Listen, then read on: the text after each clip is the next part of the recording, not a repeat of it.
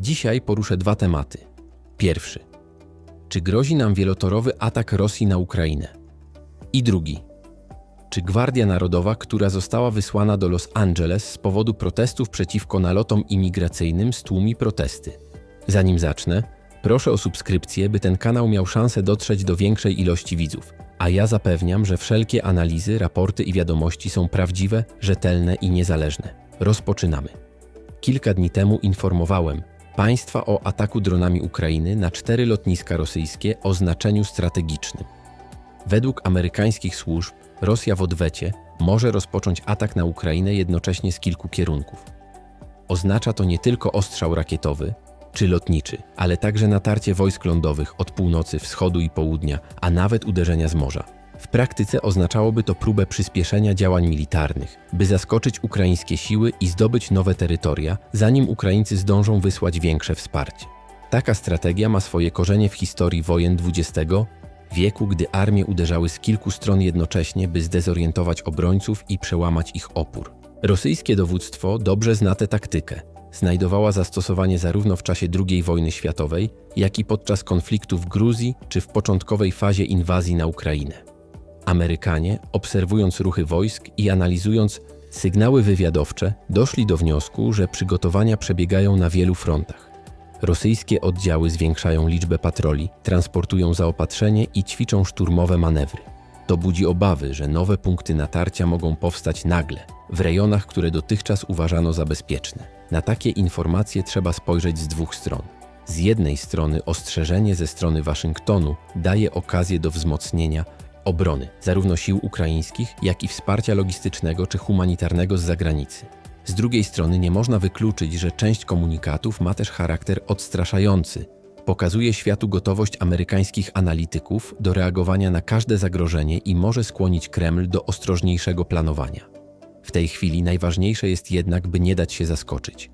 Ukraina musi mieć czas na przygotowanie umocnień, rozmieszczenie rezerw i ewentualne ewakuacje ludności cywilnej z potencjalnie zagrożonych uderzeniem terenów. Według informacji napływających z USA kraje wspierające, w tym Polska, Niemcy i inne państwa europejskie, zostały już poinformowane o możliwym scenariuszu i szykują dodatkowe dostawy sprzętu oraz amunicji. Nie jest do końca pewne, czy faktycznie zobaczymy atak z 3 stron, czy może to jedynie manewr informacyjny. Moim zdaniem, w zmieniającym się konflikcie, gdzie drony są podstawową bronią, atak na dużą skalę jest mało prawdopodobny.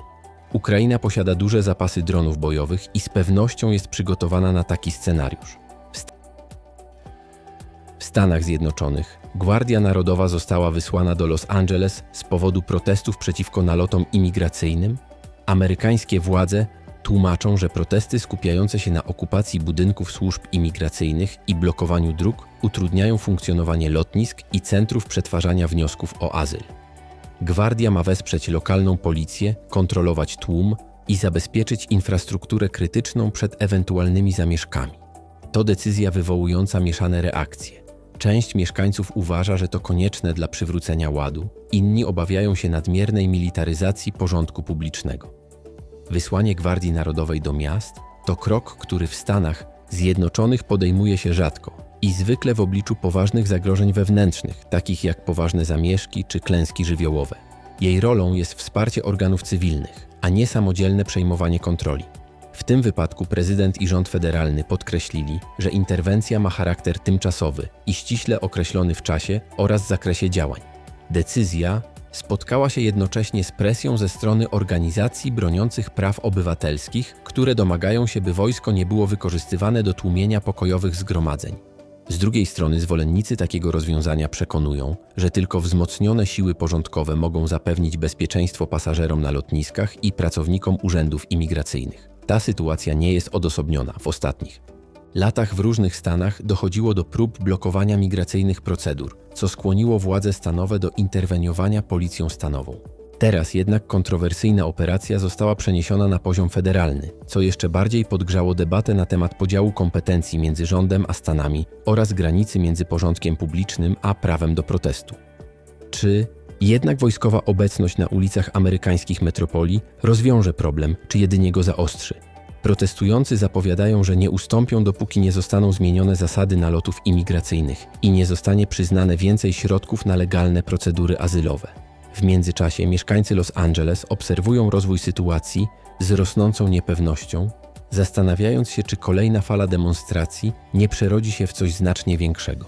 Trump zapowiadał deportację około 10 milionów osób, co już w samym założeniu było niewykonalne. Niemniej deportacje trwają, a jak widzimy, imigranci zaczynają się jednoczyć i stawiać opór. Od dawna mówi się o możliwej wojnie domowej z tego powodu, ale jak na razie sytuacja wydaje się być pod kontrolą. Za kilka dni przygotuję raport na temat ilości imigrantów w USA, by mieli Państwo możliwość szerszego spojrzenia na tą sprawę. Zapraszam do śledzenia tego kanału.